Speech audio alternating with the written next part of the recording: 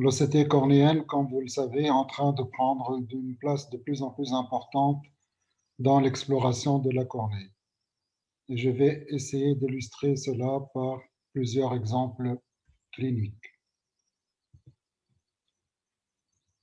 L'un des grands avantages de l'OCT, c'est de vous donner des données anatomiques directement, sans extrapolation, avec beaucoup moins d'artefacts. Comme vous le voyez ici, ceci est une image Scheimpflug d'un kératocone stade 4. Vous voyez que l'image n'est pas très nette, à la différence de l'image qui est obtenue par OCT où il y a beaucoup moins d'artefacts. D'ailleurs, quand on compare les données entre les données obtenues par tomographie et les données obtenues par OCT, c'est le sujet normal. Il y a une bonne corrélation entre les données. Mais par contre, sur les cornées anormales telles que le kératocone, vous voyez ici qu'il y a beaucoup de variabilité pour la pachymétrie et pour la kératométrie. D'ailleurs, les différences peuvent dépasser 110 microns pour la pachymétrie et 17 dioptries pour la kératométrie. Ceci est un exemple pour l'illustrer. Vous voyez un kératocone qui a un cross-linking. Donc, en post-opératoire, quand on va mesurer le point le plus mince, on va trouver 400 microns en utilisant le pentacam. Mais en OCT, en utilisant deux machines différentes, nous allons obtenir à peu près la même valeur, 366 microns, ce qui fait quand même une différence de 35 microns, ce qui est très significatif. L'autre grand avantage de l'OCT cornéenne, c'est de vous donner ce qu'on appelle des maps segmentées, c'est-à-dire des différentes structures de la cornée. Et sachez que sur les futures machines d'OCT, en plus du mapping épithélial, on va avoir un mapping de la couche de Bowman qui va nous donner encore plus d'informations très utiles. Donc, pour illustrer les avancées technologiques en matière d'OCT, donc là, vous voyez un cas de dégénérescence marginale pellucide en topographie. Donc là, c'est l'image OCT avec le Byzanti. Vous voyez ici que nous avons seulement des cartes pachymétriques avec un diamètre qui est limité et un contraste qui est faible. Donc là, c'est l'OCT de Zeiss. Donc là, vous voyez, nous avons des images plus contrastées pour la pachymétrie. Et en plus, maintenant, nous en avons ce qu'on appelle des cartes épithéliales, comme vous le voyez ici. Et ça sur l'OptView de dernière génération. Donc, nous avons des images qui sont beaucoup plus contrastées. Donc là, c'est la carte pachymétrique.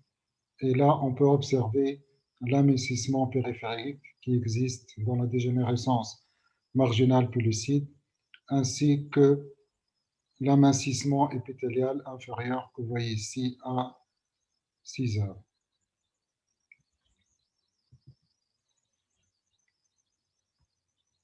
Alors, quel est l'intérêt de l'OCT en plus de l'imagerie classique? Vous voyez ici un cas de kératocone stade 4 avec cicatrice apicale. Et donc là, l'OCT va vous donner des images anatomiques qui vont vous aider à mieux comprendre la physiopathologie. Donc là, on arrive à objectiver l'amincissement et le décentrement stromal que vous voyez ici. Et ça, c'est la carte épithéliale qui va montrer l'amincissement épithélial en regard et l'hyperplasie épithéliale réactionnelle qui est tout autour. Donc, c'est une nouvelle façon de voir la cornée. Une autre illustration, c'est un cas de dégénérescence marginale pellucide qui est plus évolué à droite qu'à gauche. Et là, grâce à la technologie OCT, nous sommes capables justement d'objectiver cet amincissement périphérique stromal, mais aussi épithélial, comme vous le voyez ici. Un autre cas de dégénérescence marginale pellucide qui est encore plus débutant, plus avancé à droite qu'à gauche. Et là, vous voyez, nous arrivons à objectiver l'amincissement épithélial périphérique, qui est le premier signe. Et vous avez ici, au niveau du stroma, un aspect qui est simple, qui est normal, à part un simple amincissement au centre. L'autre avantage de l'OCT, c'est dans la détermination du point le plus mince de la cornée.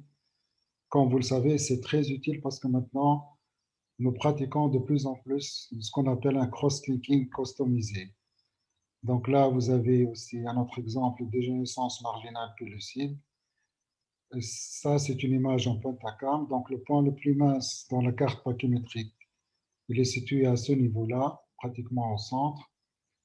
Et au niveau de la carte d'élévation en postérieur, elle est située à un autre niveau, ici en paracentral. Et comparé à l'OCT cornéenne, le point le plus mince est situé à un point qui est différent. Et donc actuellement, les gens qui font le cross-linking customisé vont se baser beaucoup plus sur l'OCT cornéenne qui est fiable pour déterminer justement le point le plus mince. Et là, vous voyez la carte épithéliale qui vous montre le fameux émincissement épithélial qui pratiquement va mimer cette forme en pâte de crabe classique de la dégénérescence marginale pellucide.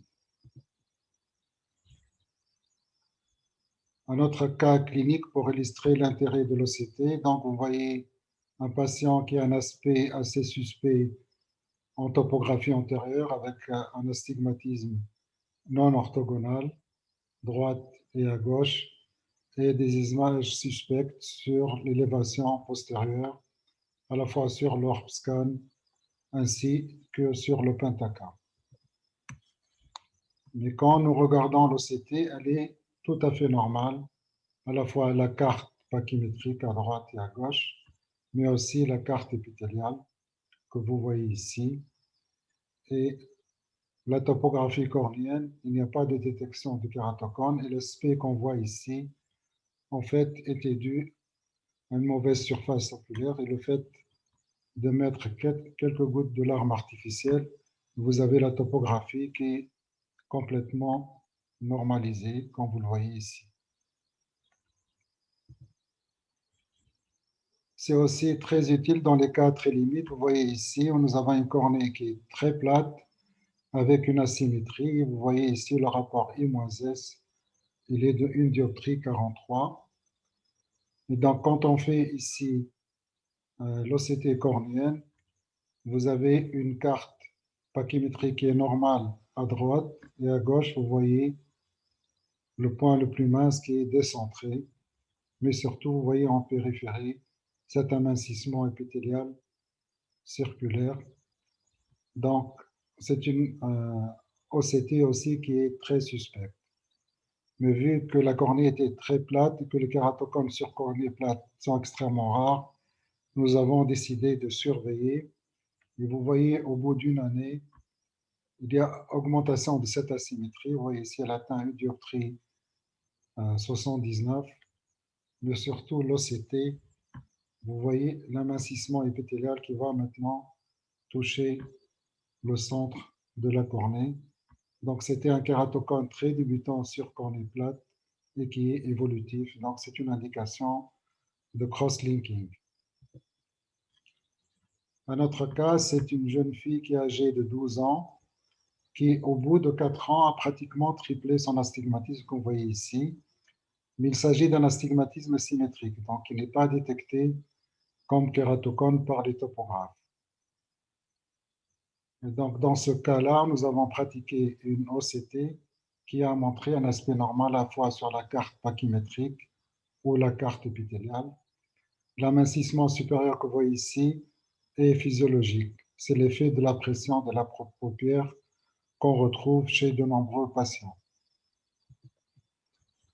Et donc là, c'est une surveillance à une année après. Vous voyez, la topographie est absolument stable, ainsi que les OCT de cornée. Donc, il n'y a pas de variation au bout d'une année. Donc là, jusqu'à preuve du contraire, c'est considéré comme une cornée normal, donc on a décidé de continuer à surveiller.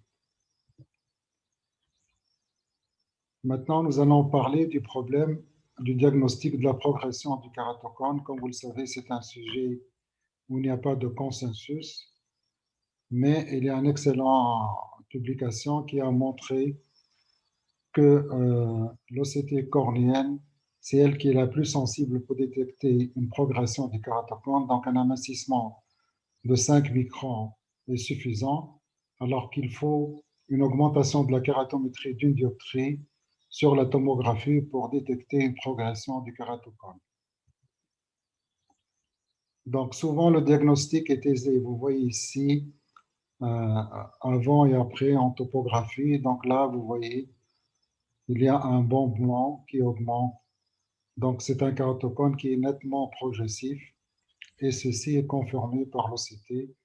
Donc là, vous voyez la map, la carte épithéliale. Il y a une augmentation de l'amincissement épithélial. Là aussi, sur l'œil Adelph, vous voyez la même chose. Et vous voyez, donc, c'est un kératocone qui est nettement progressif. Mais souvent, il y a des cas qui sont très limites. Donc là, avant et après, donc là, vous avez l'œil gauche et là, vous avez l'œil droit.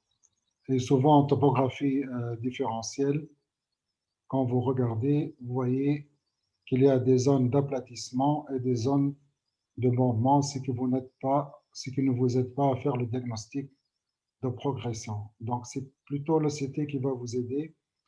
Donc là, vous regardez ici. Donc là, c'est l'amincissement épithélial au niveau de l'œil gauche qui a nettement diminué avec le temps.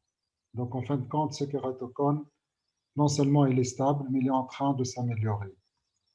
Et vous constatez exactement la même chose au niveau de l'œil droit, un degré moindre. Donc, l'amincissement qui diminue au niveau de l'épithélium en regard du kératocone. Il faut savoir aussi qu'il y a des kératocones qui s'améliorent, notamment les kératocones qui ont des allergies. Et quand on les traite, souvent on note une amélioration. Mais le problème, quand on regarde les topographies différentielles, notamment ici pour l'œil gauche, ça ne vous aide pas beaucoup. Donc vous avez une zone qui bombe, une zone qui s'aplatit. Donc est-ce que ce kératocone est en train de s'aggraver ou pas? Et donc là, l'OCT cornéenne va beaucoup vous aider. Regardez ici. Donc là, vous avez l'amincissement épithélial et l'hyperplasie réactionnelle qui ont nettement diminué au niveau de l'œil droit. Et on constate la même chose au niveau de l'œil gauche. Regardez l'hyperplasie qui était importante ici, pratiquement disparue au niveau de l'œil gauche. Donc c'est un kératocone qui est en train de s'améliorer. Maintenant, nous allons discuter de la stabilité après cross-linking. Donc là, vous avez un patient avec des topographies pour détecter s'il y a ou pas une progression après cross-linking. D'habitude, le critère classique utilisé, c'est le Kmax, c'est-à-dire le méridien le plus bombé. Donc avant, c'était 45 dioptries et après année, c'est 48 dioptries. Donc théoriquement, c'est un kératocone qui a progressé. Mais quand on regarde la topographie différentielle, on note cette zone d'aplatissement qui est en regard du kératocone. Et donc, c'est l'OCT qui va vous donner la confirmation que ce patient est en train de s'améliorer. Donc là, regardez l'amincissement qui était diffus et qui devient beaucoup plus restreint ici. Donc, c'est un kératocone qui s'améliore et l'OCT va vous confirmer aussi la présence de la ligne de démarcation qui est un signe d'efficacité du cross-linking. Un dernier exemple, donc avant et après cross-linking, là aussi en topographie différentielle, des zones de bombement et des zones d'aplatissement. Et c'est l'OCT qui va vous donner la clé. Donc là, vous voyez ici l'hyperplasie et l'amincissement qui ont nettement diminué, comme vous le voyez ici. Donc là, le patient est en train de s'améliorer.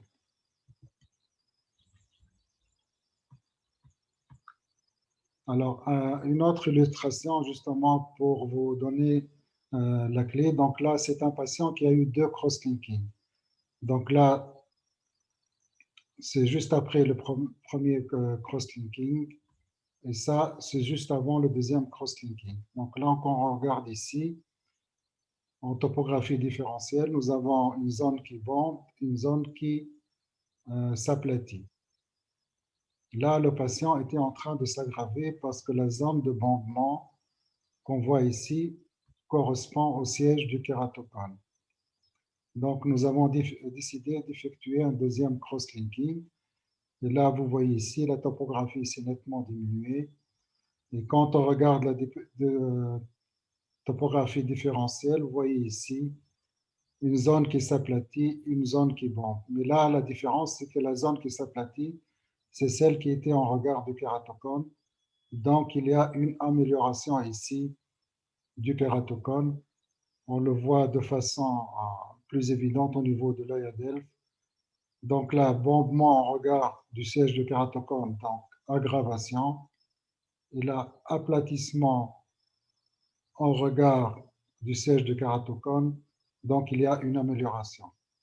Et donc le bombement qu'on voit ici, en fin de compte, il correspond à un remodelage de la cornée. Actuellement, l'astigmatisme était très asymétrique et sous l'effet du cross-linking, il va devenir plus symétrique et plus central. Donc, ce qui explique cet effet mixte d'aplatissement ici et de bombement là. Et d'ailleurs, quand on regarde euh, l'OCT cornéenne, vous confirme. Donc, après le deuxième cross-linking, il y a une stabilisation de la carte à la fois pachymétrique et épithéliale au niveau de l'œil droit ainsi qu'au niveau de l'œil gauche.